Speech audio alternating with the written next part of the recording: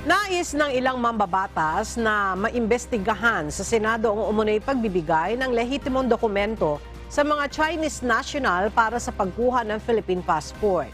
Sa pagsalang ng panukalang budget ng Department of Foreign Affairs sa plenaryo sa Senado kagabi, isiniwalat ni Senate President Juan Miguel Mig Zubiri na mayroong umanong lugar sa Mindanao na iligal na nagbibigay ng birth certificate sa mga Chinese national.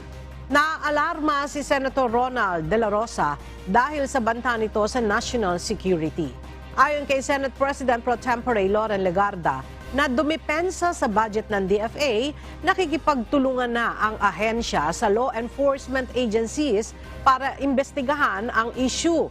Ang ilan umano sa mga Chinese national nagpapanggap na Pilipino sa pamamagitan ng pagpresenta ng lehitimong birth certificate at iba pang valid IDs.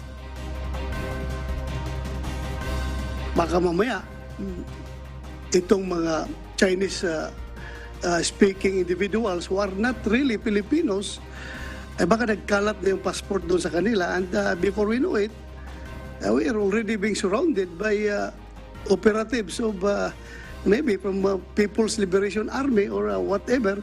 Tatawagan ko bukas ang head ng NBI tungkol dito. Maari na lahat ng mga ahensyang to ay may galamay sa mga kumuha ng mga authentic document. Dahil dito, ipinababalik ng mga senador sa plenaryo ang naaprubahan ng panukalang budget ng Philippine Statistics Authority o PSA para sagutin ang issue.